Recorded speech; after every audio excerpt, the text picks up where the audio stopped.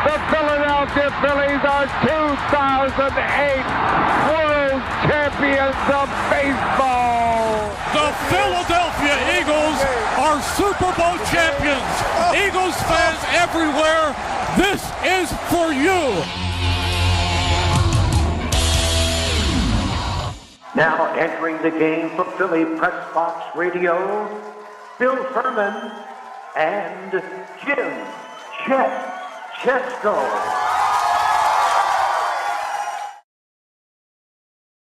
It's Wednesday, October 25th, 2023. Welcome to the Philly Pressbox Radio Roundtable, brought to you by the Irish Rover Station House in Langhorne, PA. Allstate Insurance in Westchester, PA. Cavs, Philly Tailgates, and the Edge of Philly Sports Network. I'm Bill Furman. I'll be your host tonight, along with my partner, Jim Chet Chesko. And Chet, that thud you heard last night about 11 o'clock, that was the Phillies. The Eagles bounced back with a real nice win over the Dolphins. The Flyers gained a tie on the road in Dallas and turned around and blew one in the third period themselves last night in Vegas against the undefeated Vegas Knights. The Sixers open their season tomorrow night with a load of questions, and we'll get to the bottom of that. There is certainly plenty to talk about in Philly sports. Yeah, reminiscent of a year ago about this time, Bill, almost. The Eagles, again, having the best record in the NFC, but the Phillies, sadly, this time around will not be going to the World Series. We'll talk a lot of Phillies later on. Yeah, a lot of disappointment around the Delaware Valley and all over the place. Just, man, what a letdown. What a letdown. That's all we can say. But on a high note, Chet, the Eagles had a high note with their effort against the Dolphins. And we're going to, believe it or not, we're going to talk Sixers with our first guest, Dei Lynam, shortly, and then we're going to talk a lot of Phillies. So we might not even have time for a whole lot of Eagles chat tonight. And thankfully, we won't have to talk about Penn State losing another game to Ohio State. Seems to be an annual tradition. We're just going to forget that even happened. But as far as our guest tonight, Bill, for a lot of people, when you say Philly Sports Talk Radio, Angelo Cataldi is the first name that comes to mind. And when you think about 76ers coverage over the past quarter century, Dei Lynam has to be right there at or near the top of the list. A couple of legends with us on this show, Bill, and as soon as Dee gets it, we will get that going. But in the meantime, I'm still trying to get over that Phillies loss. Yeah, well, it's going to take longer than tonight, I'm afraid, my friend. I think the hopes were high. The team was, we thought, pretty good. And, I think probably the disappointing thing to me, Chad, is they got beat by a better team. When it was all said and done, the Diamondbacks won 4 out of the last 5 games, pushed all the right buttons, while it seemed like the Phillies were pushing the insanity button. They kept doing the same thing over and over again. Well, I disagree with you if they got beat by a better team. They got beat by a team that played better, certainly. That's what I mean. That's how it works. Yeah, just like the Phillies against the Braves. I mean, the Braves were clearly the better team over the course of the season for the second year in a row. But, in a short series, things can happen. And, for me, the series turned around in game 4 when the Phillies were up 5-2 and they were ahead 2-1 in the series and they couldn't hold it. And a lot of that's on Rob Thompson, if you ask me, because he knows Kimbrel has been struggling and he really struggles in the second night of pitching back-to-back. And the kid, Kerkering, had never pitched in back-to-back games the entire season, and he's a rookie, and yet he brought him in before Kimbrel. So to me, that's where the whole series turned around. Yeah, Arizona won that game to make it just 2-2, and the Phillies did win game 5, but man, when you had a chance to go up 3-1, you should have, and you blew it. Well, I'm going to take you back one day further. I think the series turned in game 3 when he took out Suarez. He certainly took out Sanchez too early in game 4. He took out Suarez. Kerkering was in there. They blew that game. They should have won that game. And by the moves in game 3 affected all the activity in game 4, which led to back-to-back losses. And at home in games 6 and 7 is just unfathomable, really. I mean, Harper and Castellano and Turner going hitless in those two final games. The Phillies hit 231 in the NLCS, and we know what the big guys did when it counted, and it ain't much. But you know what? We'll get back to that later. We got to talk a little Sixers basketball, Bill. That's right. We're going to talk, speaking of big guys, we're going to talk basketball, and let's welcome Dei Lynam back to Philly Press Box Radio. Dei, welcome. As always, it's that time of the year again. It is. I'm surprised I'm a guest after what the meltdown that happened at the bank last night. But I'm happy to be here. And you got your fancy Masters hat on too, so nice. Yeah, thanks. Hey, it's a good day on the links. Dei, this is an unusual time on the Philly sports scene. The Eagles are off to a 6-1 start and hoping to make another Super Bowl run. The Phillies were getting all the buzz over the last few weeks. You know, Red October. Of course, that's not going to happen now at World Series. But quite frankly, a lot of people are down on the 76ers after their string of second-round playoff exits and the whole James Harden drama. What is the mood around the team right now as they head to open the season in Milwaukee without James Harden, from what we understand? Without him playing, though he did rejoin them for practice. So, I mean, there is a clarification I guess we should identify. I will say that Nick Nurse is very positive. He's a guy who walked into this storm knowing what he was going to have to deal with.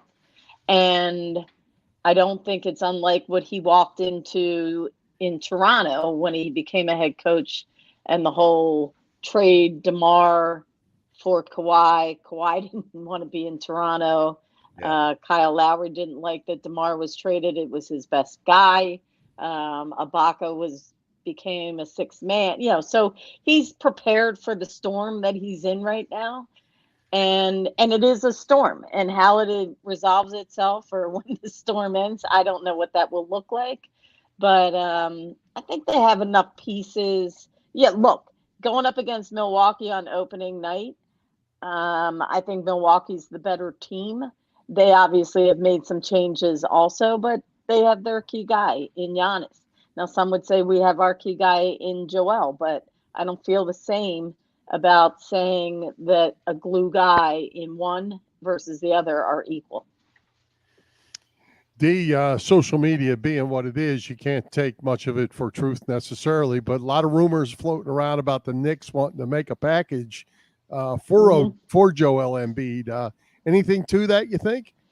I think you put it out there because you want to show your interest. That is not an imminent deal that will go down in any way, shape, or form.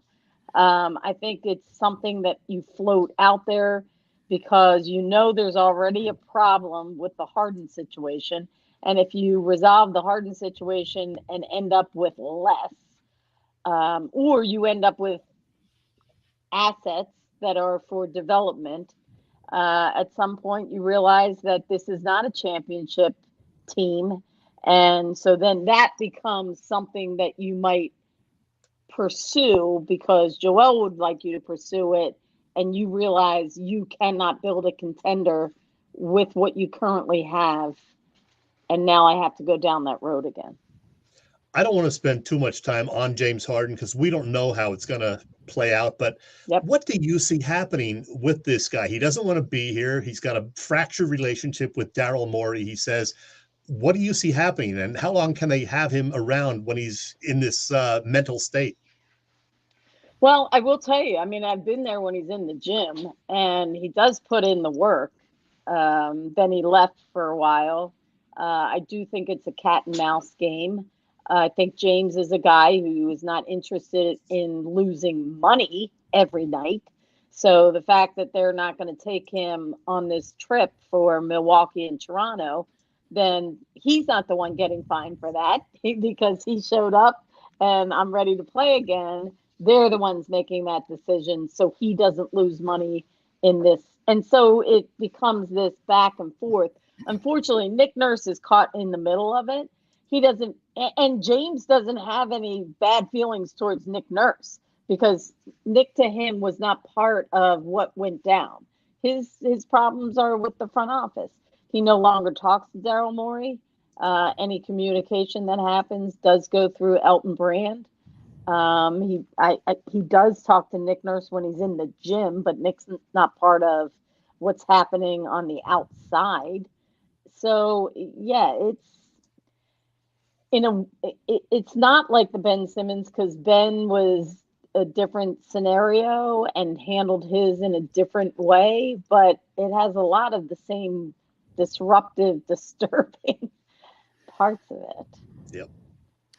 Well, in the opener, I guess, these first couple games without him, are we looking at Embiid, Maxey, Harris, Tucker, and Melton as the starters? Is that how it's going to play out? And is that five good enough to beat anybody?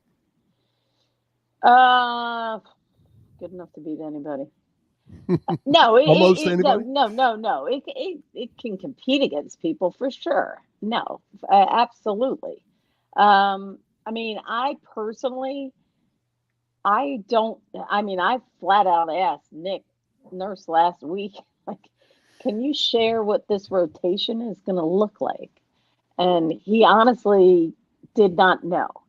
And there's so many moving parts to this team, partially because of the Harden situation, partially because Nick is new, partially because you lost Niang.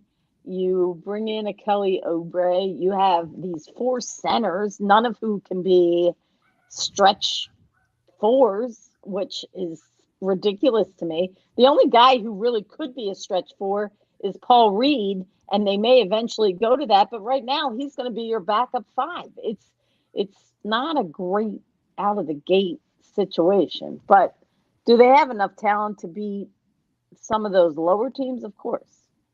Hey, Jaden Springer has gotten a lot of play in the preseason. Looks like he is developing. Do you see Springer as one of the rotation guys? And, how much can he contribute? So Nick Nurse, his name came up as ninth when I asked about rotation. But Nick said he's pushing me to recognize that he's there, which I appreciate. Look, I've watched this guy in the G League. He does work his butt off. He will play at both ends of the floor. For me, my thing has always been he does not have an outside shot. And when you're undersized, which he is, and cannot make an outside shot, you're just putting yourself in a hole.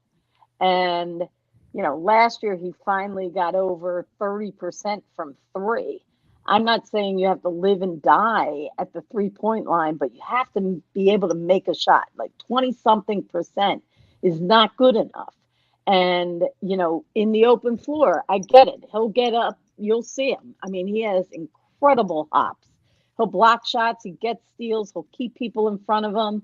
He'll want to play and get out and run. But when you don't have an outside shot and you're undersized because you're a guy coming off the bench, I think you're at a disadvantage. But he's going to get an opportunity because he plays so hard. And right now they don't know who they are anyhow. So he's taking advantage of the fact that he can show how hard he works. What do you think, Dee, that the expectation is of Tobias Harris at this point? He's still here. If Harden is not here, Harris certainly becomes a bigger piece. Where do you see that going with him? Well, I actually think that Nick Nurse was pleasantly surprised to see what he had in the gym with him. But you guys know I'm a bigger Tobias fan over the last couple of years than other people. I think people attached his max contract to, for that, you should produce X. And my point is he consistently gives you what you have asked of him. So when he was asked to be the second leading scorer, the guy was that. Then when Doc came in and you became, the fourth guy after the Harden trade, he still produced consistently for the field goal attempts that he got. So I think Tobias will be used more efficiently and more frequently by Nick Nurse. I think he's become a better defender because of his less use at the offensive end. And I don't think that will go away. I think he will continue to take pride in it. I think he learned how to be a better perimeter defender because he was asked to. So I think Tobias is going to have a really, really good year, to be honest with you. Got to ask you about Joel Embiid. You mentioned him briefly, but he got the MVP that he so desired last year, and deservedly so, I think. But again, there was, the playoff disappointment. Where is Joel Embiid now in his career? Is he still on the upside, or has he, peaked, and is he going to start, going down a bit now? No, I don't think we have to say he's going down. I think he's at a point in his career, though, that he needs to show, does he want to be a leader? Does he want to put a team on his back? Does he want to be a guy who knows how to help a team or lift a team? Look, I know we're talking about the Phillies losing a Game 7 in horrible fashion because of the way the 4 out of the last 5 games went.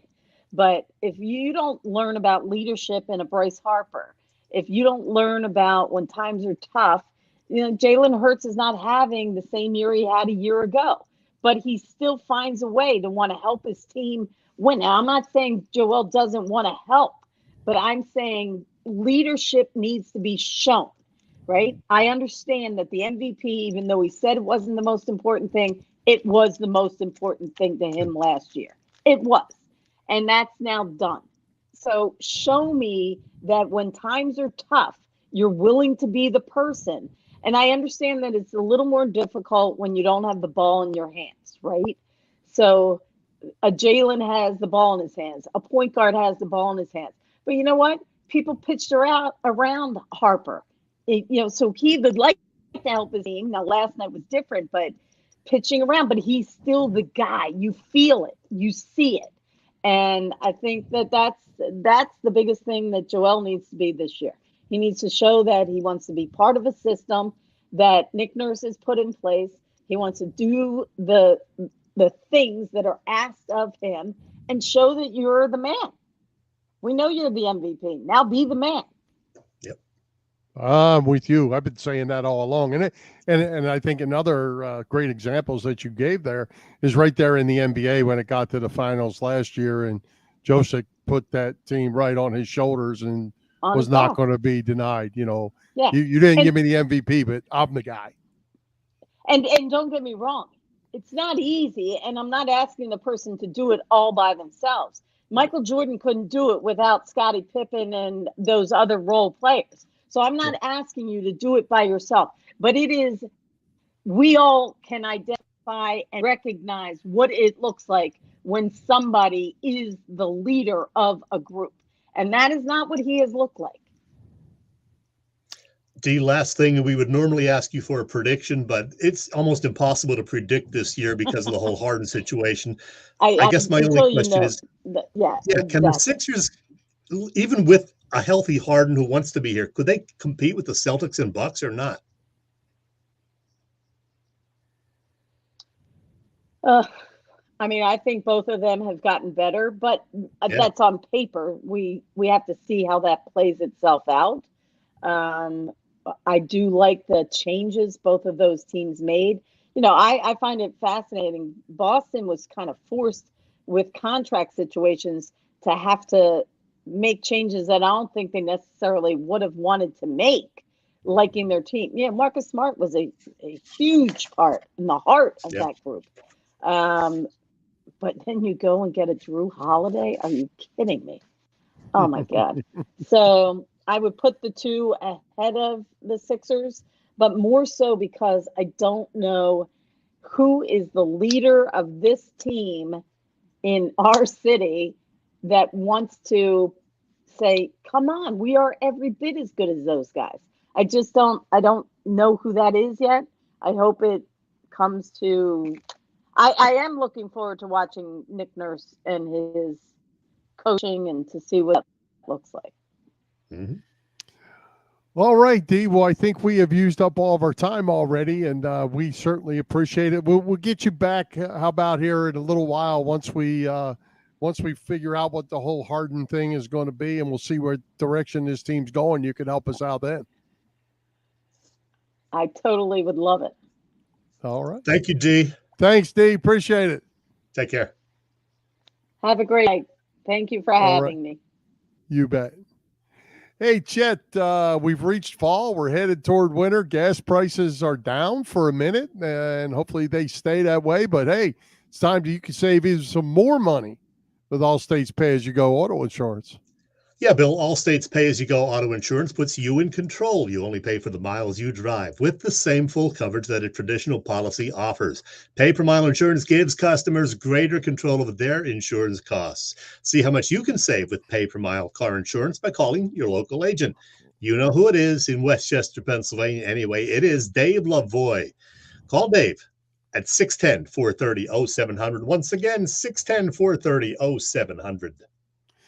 All right. Hey, Chet, still a lot of football to be played. And I know they'll still be partying up over at the Irish Rover Station House. What they got going on? Well, I was going to say you could watch all the Phillies and Rangers World Series games on the Irish Rovers many TVs there, but I got to cross that out. Better change the script. They will have the TVs on, but it just won't be the Phillies. They do, of course, have dinners, and, their Halloween party is coming up. They have dinner specials every Thursday through Sunday. And then, the Irish Rovers Halloween party is this Saturday, the 28th. Drink and appetizer specials, spooky cocktails. There's a costume contest. And no Phillies on the TV to distract you from any of that. So there's that. Oh, and then later in the month, actually in November, Sunday, November 19th, it is yoga and drinks on the patio. Yeah, it's looking like it's still going to be warm for a little while. So they got one of those yoga events out on the patio. It's at the Irish Rover in Langhorne on Bellevue Avenue. Details on their website, irishroverstationhouse.com. I need to hear from Merrill.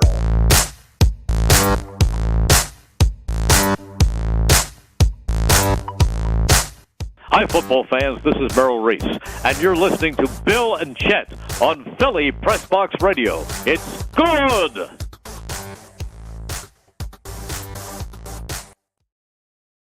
Well, we'll get to Merle and Good and the Eagles here in just a few minutes, but let's get back and talk a little more Phillies here while we have a few minutes.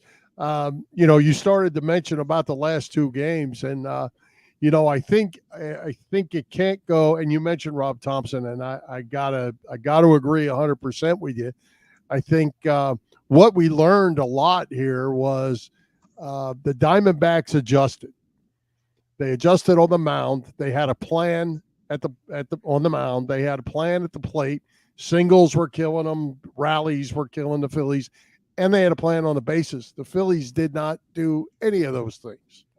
Yeah, remember when nobody would run on some of the Phillies pitchers and on JT Realmuto? Well, Arizona said, sorry, guys. And they just played their game. They ran wild on the base paths and very successfully as well. So they got back to playing their game, unlike what they did the first two games in Philly, whereas the Phillies did not. And a lot of people say the Phillies live and die by the long ball, and to an extent that's true. And they didn't hit a whole lot over the last few games. Bohm had one last night, but that was it. Harper got a lot of wood on the one in the seventh inning that would have, I think, put the Phillies back ahead, but didn't quite make it to the fence. So the big guys did not come through. I know you don't like the word choke, Bill, but a lot of people say they did choke. And if you look at, what they did over the last two games, I could see why they say that. I don't like that word either, but I'm not going with that. I'm going to say they got beat by a team that came out and played better than them. And like I say, if there's a blame to really be put, now Rob Thompson didn't swing the bat, right? We'll go with that. But Rob Thompson made some not so good bullpen decisions, not so good pitching decisions, not so good don't pinch hit for Rojas decisions. There were things that the Phillies didn't do that certainly from the managerial's point of view that could have changed this thing around. Even with the questionable bullpen decisions, though, the Phillies pitchers, the starters had an ERA for the entire postseason of 2.19. The bullpen was 2.23, which I found hard to believe. So the problem is with the hitters and, maybe some of the questionable moves by Thompson. But they just didn't hit. They hit 231 in the NLCS. We saw what Harper and Castellanos and Turner did over the last couple of games, which was pretty much nothing. Schwarber did have the early double, but the big guys did not come through. So, yeah, it's a good thing that swinging that sliders outside the strike zone was not a drinking game. Well, I heard Jason Stark on 97.5 today, and he pointed out that Castellanos led the league in swings at pitches outside of the strike zone. Rojas was second on that list, even though he was up a limited time. It was based on a percentage. So Castellanos and Rojas 1 and 2 in the league, and they certainly showed that in this series as well. Yeah, and the other one that really stunk it up and kind of got hidden a little bit is Trey Turner. He just stunk. Oh, yeah. He stunk at the plate too. Yep. And the good thing about this, not good that they lost, but looking forward, I think you're going to see change. I think you're going to get away from looking for 8 or 9 home run hitters. Yeah. And you're going to start seeing getting back to baseball. Same thing that happened to the Phillies here is what happened to the Braves. They were bombers. And then when they ran into pitching that they couldn't hit bombs, they lost. And that's what the Phillies did to them. And the Diamondbacks turned around and did it to the Phillies. And they did it in a different style. Single, steal base, bunt, move runners, the way more old school baseball than sitting up there just bombing away and striking out. Yeah, small ball. And look at the contracts.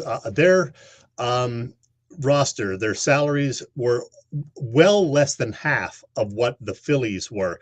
Their guys, nobody was making more than $11.6 million a year, whereas the Phillies had, I think, 6 guys over $20 million a year.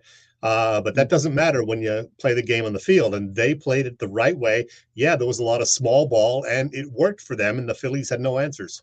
A lot of 23-year-olds contributing in a big way for the Diamondbacks. Heck, those guys almost look like they hadn't been around long enough to be scared. Yeah, they were just out there playing. They were playing, and you could see.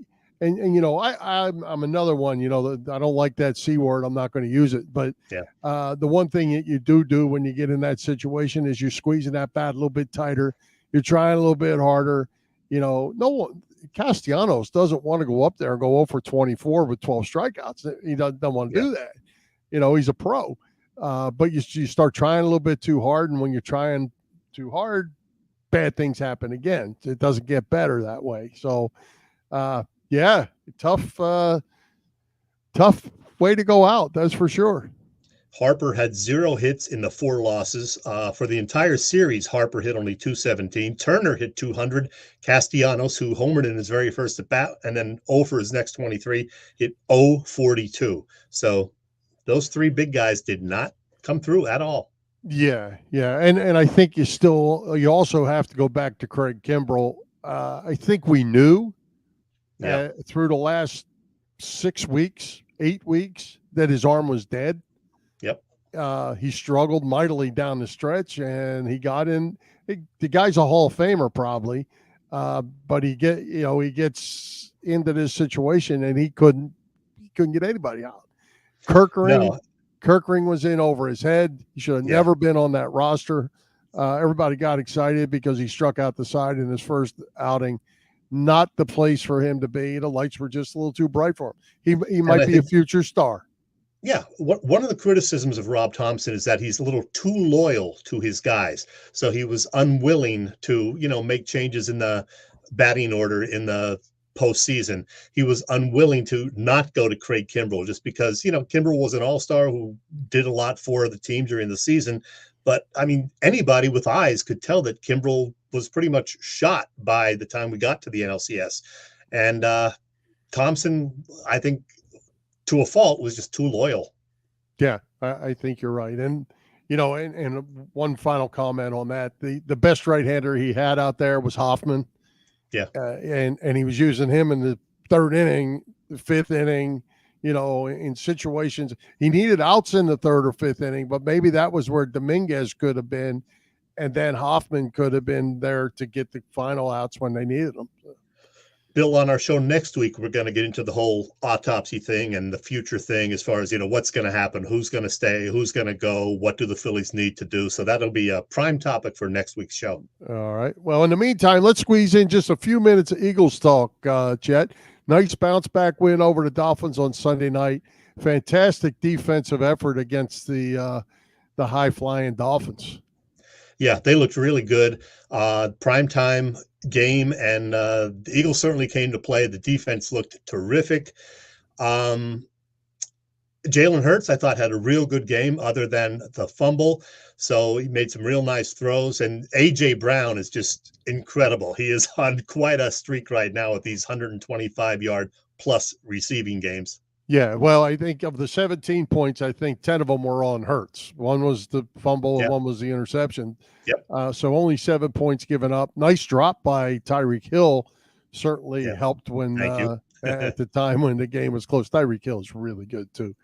But I thing I liked about that game after we saw what happened with it, the Eagles came out in the football, and when they run the football, they're going to be pretty successful. That offensive line is still good. Then you start mixing in, do it the old school way, and start mixing in the pass. A.J. Brown, Devontae Smith, Dallas Goedert, all good. And we'll forgive Lane Johnson for giving up his first sack in 100 years.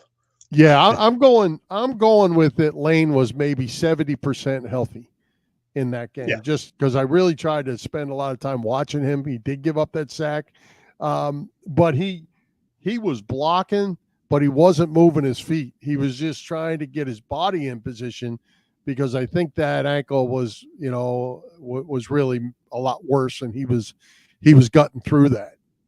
Well, Lane Johnson at 70% is still better than 90% of offensive linemen around the league, I think. Absolutely. And if he only gave up one sack, that's pretty good. Good job by the Eagles fans, too, and the Phillies fans. We got to get back to that, too, for just a second. The Philadelphia fans as a whole really showed up through all this, and good stuff. On a side note, if I never hear dancing on my own again, I'll be okay with that. You probably won't. Around the ballpark, anyway, I think.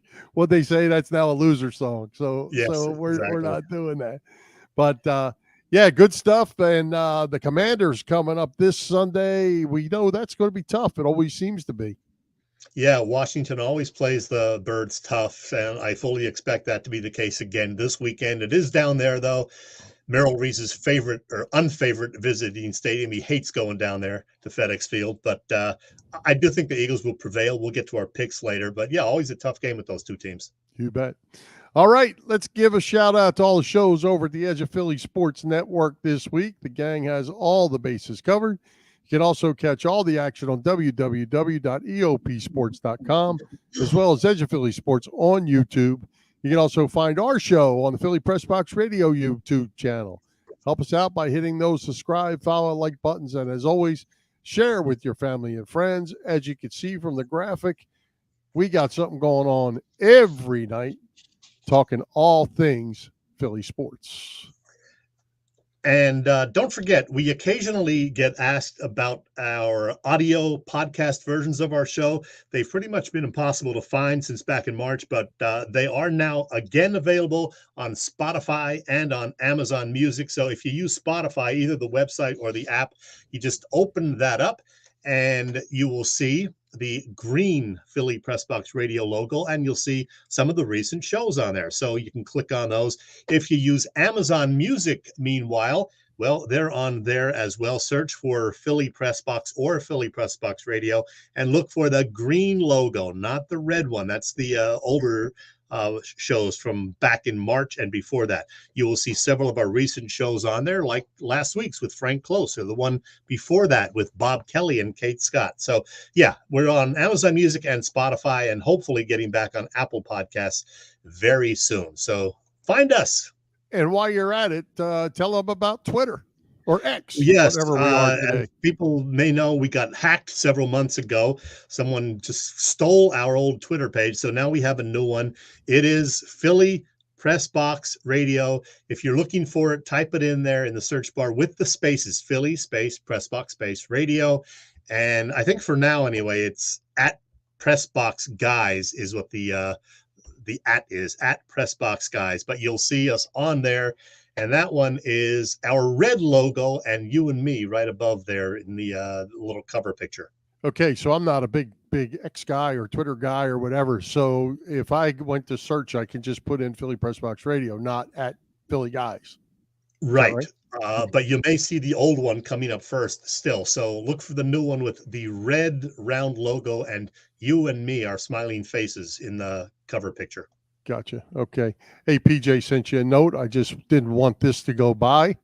Thanks. Yeah, we'll get to our picks later. All right. Well, hey, Chet, you had a chance to visit with Philadelphia WIP radio legend Angelo Cataldi the other day. How is Angelo enjoying retirement, and how was your visit with him? He's definitely enjoying retirement. Hey, who wouldn't? Since retiring in February, he made time to write a book that I can't wait to read. He and his wife went on a trip to California wine country last month, and he can sleep in most days. But yeah, he and I had a fantastic conversation about the new book and more. And here is that chat. Fun when we welcome a first-time visitor to Philly Pressbox Radio. And this one should be a real blast. I'm very happy to say hello to a legend in Philly sports talk radio, Angelo Cataldi. Hey, Angelo. Chad, it's a pleasure to be on with you. Thanks for having me.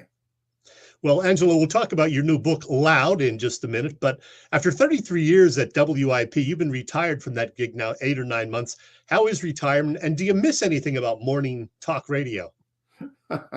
I don't miss much of it. I certainly don't miss getting up at 2:30 in the morning to do that show.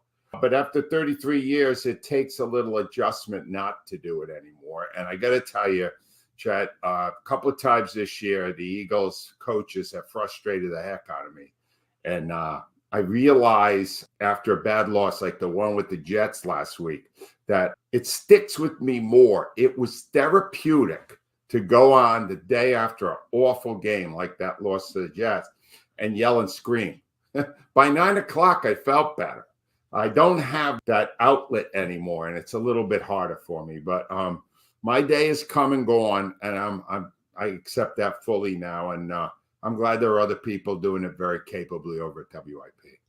Hey, I saw you and talked to you down at the Collingswood Book Fest a couple of weeks back, and folks who came to see you, you told them about how the book came about and how you were able to write the whole thing in, I guess, 6 weeks. And I think you mentioned that the publisher had some different ideas about the book's title and the front cover pictures. Tell us about that.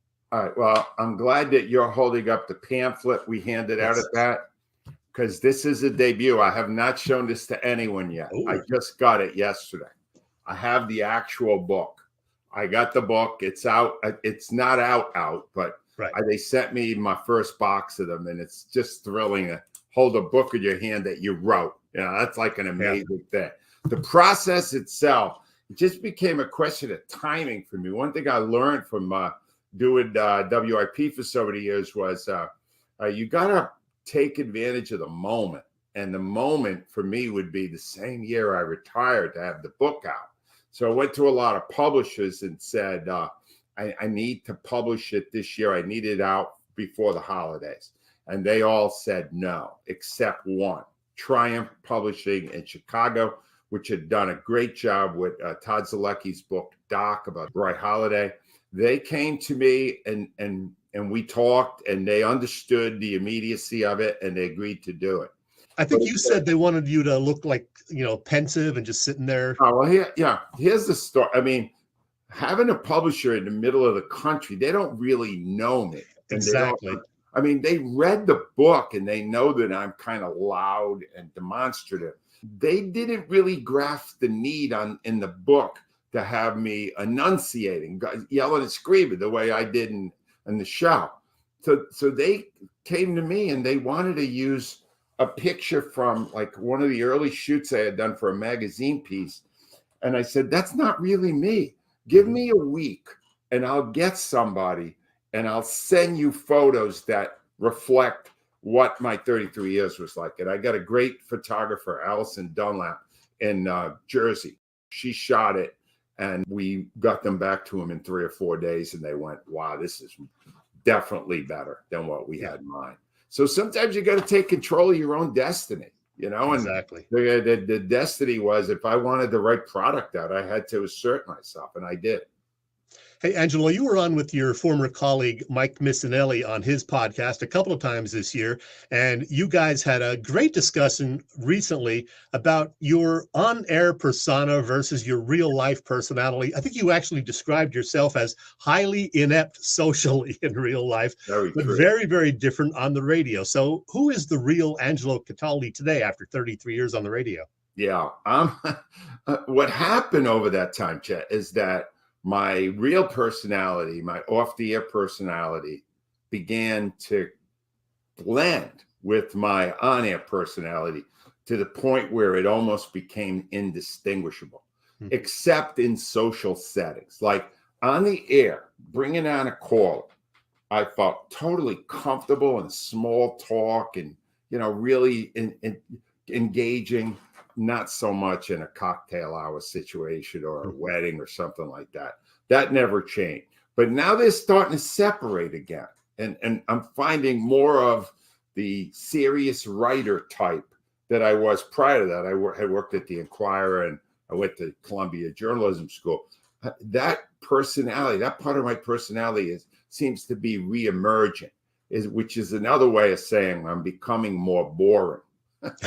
But maybe a little more calm about certain situations than I was on the radio. It was important on the radio to really punch home your point, to amplify, to make it dramatic and entertaining. And that was the plan then. And now the plan now is, now that I've written the book, it's like now I have to be that writer again too. So it's separating some. But I did enjoy it, man. I had that part of my personality, that loud and demonstrative and crazy personality was so much fun. And I had such a great time being that person. Hey, well, as your WIP show got more popular over the years, I think you always had pretty solid ratings. You got a certain degree of power. In fact, it led to you having a rather unusual stipulation in your contract regarding legendary station manager Tom Bigby. Tell us about that. Well, I think in the book, people are going to, I wonder when I was writing it, if people were to think I was a real prima donna, which actually maybe I was. But this gentleman here that you're seeing on the screen, Tom Bigby, was probably as instrumental as anyone in my success because he was a very intelligent radio guy. And he was teaching radio to a guy who knew nothing about radio. I was a newspaper writer. And the first 2 years, he taught me how to go in and out of breaks, how to give time checks, or how to keep the rhythm of a show going. He was great at it. He used to tell me the greatest song ever written was a song called The Letter, right? Yeah, the box stops. Yeah, and he said to me that it was the best song for a DJ because it was 2 minutes and 12 seconds. And he said, no caller should be more than 2 minutes and 12 seconds. Well, initially I bought in and I did it that way until I realized that some callers were great and 3 minutes of their conversation was terrific. And some callers, a minute was too much. So that's where his influence started to wane after a couple of years. And then he started to get involved in the content on what was an important thing to talk about, what wasn't. And I mean, he didn't know anything about that. He was completely clueless about it. And that's when we began to engage in some epic fights, to the point that in 1995, when I was negotiating a new contract, I had told my agent I didn't think I could stay. I didn't think I could work with that guy.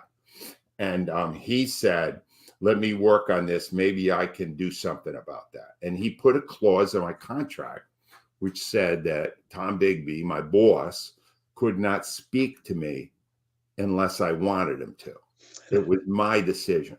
And a couple of years later, he interrupted a show very early on when we were talking about Mike Tyson biting the earlobe off of Evander Holyfield. And he said he didn't want me talking about it. And I said, I'm going to talk about it. And I am no longer going to speak to you. And he didn't even know about the clause. Oh, that's how he found out about the clause. And let's just say after that, it was a bumpy ride. But, I cannot write that book. I cannot talk about that without acknowledging that without the lessons he taught me in the first couple of years, I was doomed, because I didn't know how to do a radio show, and he showed me how to do that. I could talk with you for hours about dozens more topics, but in the interest of time, let's finish up with something called Fast Five. First of all, number one, your first year on WIP was this last as Eagles head coach. What was your view of Buddy Ryan? Buddy Ryan, love, hate like no one else. Hated him when I covered him at the Inquirer. He hated me. He didn't speak to me the second half of the first season I was there with him. But over time, I learned the genius of him, which was, regardless of what you want to say, never won a playoff game here. Buddy Ryan got more people to pay attention to the Eagles. They have a bigger fan base today because Buddy Ryan got them excited. Mm-hmm. A lot of it was based on total BS, all right? But he delivered it with such a style that it connected with Philadelphia. He connected, as a coach or manager, he connected with the city as well as anyone I've ever seen. So by the end, I had patched it up with him, and I think we both saw what we both were doing to connect with the fan base, and we had our own ways of doing it. But man, he was good at that, and I don't take that away from him, even though he did not have the success he thought he would have, and a lot of people thought he would have. Number two, you've said that Wilt Chamberlain is your favorite player of all time. How come? When I was a kid, I was a contrarian. I grew up in Providence, Rhode Island, so I rooted against the Boston teams. And the rival was the Philadelphia 76ers for the Celtics. And he played a game in Providence. He came there. They used to play occasionally real season games against the Celtics. And I just watched him. I went right down near the front, near courtside, and watched him play. And I was just spellbound. He was so big and so strong and so dominant that I loved the guy. And I got to meet him years later when he came on a book tour of his own, and he didn't disappoint me. He was larger than life, literally. Your former colleague Keith Jones is now the president of hockey operations for the Flyers. Can Jonesy and Danny Briere turn things around? If anyone can, Jonesy can, because the Flyers finally realized they needed somebody running their organization who understood the fans, who made a connection with the fans. I have worked with a lot of people in my life. Keith Jones is the easiest guy I've ever had to work with, the guy I have the highest respect for, because he works his job, he knows what he's doing, and nobody has better people skills than Keith Jones. Keith knows enough not to jump in the deep end of personnel evaluation and stuff like that. Briere seems to know what he's doing there. If Jonesy is given enough time and finds the right people around him, Keith Jones will bring the Flyers back. I know I'm already rooting for him a lot harder than I ever have before, because I love that guy. Yeah. Number four, how distraught are you, Angelo, that the San Francisco Giants fired Gabe Kapler? I was in San Francisco. This is such a bizarre story. I was going on a wine country tour, and I drove past Safeco Stadium. It took me there from the airport up to Napa Valley. And as I was going by, I said to my wife, Gail, I said, that's where that jerk Gabe Kapler works. Little did I know, while that was going on, while I was passing him, he was getting fired. I couldn't stand the guy for one simple reason. He wasn't honest. He wasn't honest with the fans. He didn't respect them enough. So he failed here and he failed there. Maybe that's it for Gabe. Finally, with Jay Black and Rhea Hughes, you're part of a fun weekly podcast called The TV Show. You're something of a TV addict, aren't you? More than you could ever know. I love watching TV. And this is an era where you never run out of things to watch. There's always great stuff out. If you want to see something great right now on Netflix, and I hate soccer, they've got a 4-part series on David Beckham that will blow your mind. It's so great. It's that good. And that's it. When I find something great, Chet, the first thing I want to do is tell other people about it. And I'm able to do it on that podcast. And I'm not getting paid for that. I'm not doing any other podcasts. You don't hear me on sports podcasts or stuff like that, except ones like you got here as a guest. But I'm a regular on there because I love television. I just love it. My whole life I have. I love your recent review of that naked dating show on Max. Oh, God. You should have seen when my wife walked in and it was on the screen. Not good. Not good. Oh, man. Angelo, I know you're going to be doing several book signings after Loud officially comes out on Black Friday, and you have one of them on December 1st. Yeah, you and our friend Ray Didinger. That's December 1st at the Center City Barnes and Noble, 6 p.m.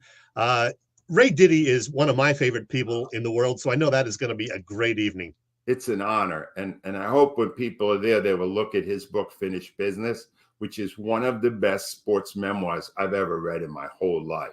And if people do want, now that I have them in hand, I'm going to be sending them out very shortly. If people want to order a personalized copy, where I'll write down there whatever you want me to write, or I'll just personalize it myself, go to angelocataldi.com. We are taking orders now, and any day now, we're going to start filling them.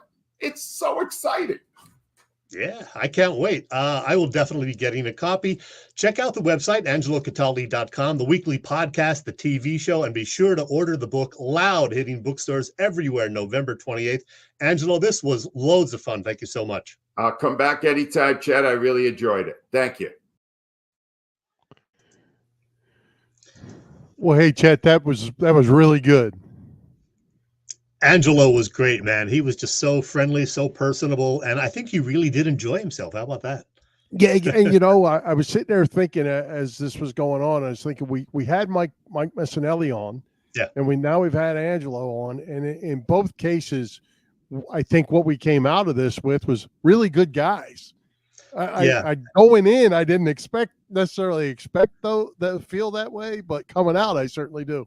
I love that part of the conversation where I asked him about, his radio persona versus his real life persona, and they do kind of start to blend, I would think, over the years. So yeah, that was fun. And I think he's going to be on with us again at some point, Bill, because he had such a good time. He's open to doing that. Good stuff. Yep. And I'm sure the Philly sports scene is going to give him and us plenty to talk about. Oh yeah.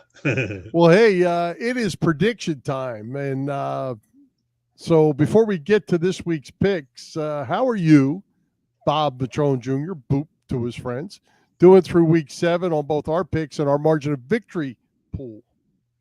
Bill, we had some major developments on both fronts in week 7. For one thing, you suffered your first loss in the margin of victory pool, so I was able to expand my lead there as a result. More on that in a couple of minutes. But in our regular pick'em pool, we were all terrible.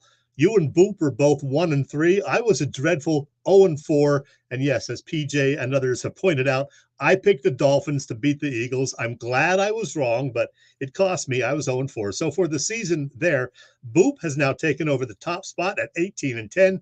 I'm 1 game back at 17-11. You stay 3 back of Boop at 15-13. All right. Yep. And yeah, we'll get to it, but New England beat Buffalo. What in the heck? Go figure. All right, let's go. A lot of NFC East picks this week, week 8. We added Minnesota at Green Bay. The Vikings are -1. Who you got? Well, let me see. You know the drill. I did not look at Boop's picks. Boop says Vikings at Packers. Repeat after me. Short week letdown. He's taking the Packers. How about that? I'm taking Minnesota. They impressed me, by beating San Fran the other night. I know it's a road game after a Monday night game. I know there's that whole thing, but I'm taking the Vikings to beat Green Bay. Yeah, I'm taking the Vikings too. I think they're going to get this thing turned around a little bit, starting to play a little better. I'm taking the Vikings. How about next? The Jets and the Giants playing in their same stadium, but the Giants are the home team. Jets -3. All right. Boop says Jets haven't lost since October 1st. Giants haven't scored more than 16 points since week 2. He's taking the Jets. I'm also taking the Jets. And I'm taking the Jets too. The Giants still stink. Yes, they do. The Rams visit Dallas. The Cowboys are -6.5. All right. The Boopster says Dallas comes off a bye. LA let another one slip away last week. He's taking the Cowboys. I hate to do it, but I'm also taking the Cowboys. Yeah, I am too. Eagles visit Washington. Eagles are -6.5. I hope this isn't one of those trap games, Chet. Yeah. Let's see. Boop says Birds might have the division clinched before I start my Christmas shopping. That's Boop. I don't know about that. That's 2 more months for me. But yeah. Hey, Christmas is 2 months from today. How about that? There you go. Boop is taking the Eagles. I'm taking the Eagles, but that 6.5 point line tells me it's probably going to be right around there, like a touchdown. Yeah, I think it's going to be a little bit closer of a game, but I sure like the way the Eagles came back and played against the Dolphins. So all right, now the margin of victory thing, Bill. I'm going to put up the standings. As we mentioned, you lost because the Bills somehow lost to New England. I took the Seahawks, as did Boop, and they won. So, yeah, I have expanded my lead, but it does get a whole lot tougher now because we can't reuse the teams. So for this week, my pick is the Chargers to beat whoever the hell they're playing. I forget. The Chargers. I don't know who they're playing either, but I am. Who'd Boop take? Oh, Boop. Let me see. Oh, Boop took his Kansas City Chiefs. He loves the Chiefs. Okay. All right. And I am going to take the Ravens. Ravens over the Cardinals. Baltimore Ravens. I really, my first one I wrote down, I'll just share this with you, I was going to take the Bengals over the 49ers with Brock Purdy and concussion protocol, but wow. I talked myself out of it and went Ravens over Cardinals. We'll see what happens. Probably a wise move. Okay, Kansas City for you, Chargers for me, Ravens for you. Got it.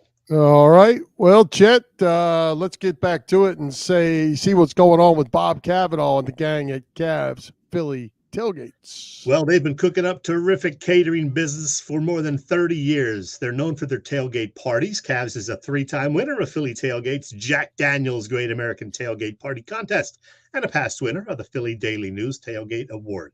Cavs also does corporate events and parties.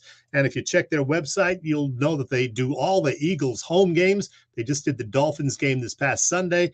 The next couple of good games, the Cowboys and the Bills in November. Oh, November 5th. That's kind of fast approaching, and it's the day before my birthday. Maybe somebody will buy me tickets for that Eagles-Cowboys game and the Philly tailgate from Cav. Order your tickets for these tailgates via the website, phillytailgates.com. Check the site, and if you have any questions, you can email them at cavscatering@verizon.net. Cavs Philly tailgates is the way to go, Bill. All right, you bet. Well, hey, Chet, great guest tonight at Dei Lynam and Angelo Cataldi. We definitely covered all the bases. Who's coming to Philly Pressbox Radio next week? Well, Bill, I just locked up one guest about an hour before the show, as a matter of fact. And as I said, we're going to do a little Phillies autopsy type thing next week. And we're going to be joined by Tim Kelly, who covers the Phillies for Phillies Nation. He does such a great job. He was all over the place covering them. He was out in Arizona last weekend. Tim Kelly from Phillies Nation will be back to help us figure out what the Phillies need to do this offseason.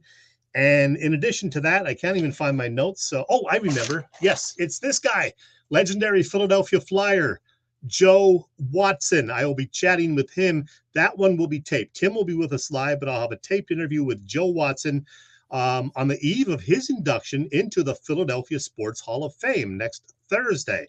So, Joe, a 2-time Flyers Cup winning dude. He's a real character and always fun to talk with. Tim Kelly and Joe Watson next week. Could be fun for sure. All right. Anything else before we wrap it up? Wow, we somehow squeezed everything into this fast-paced hour. We didn't talk about Penn State. Good. They got Indiana this weekend?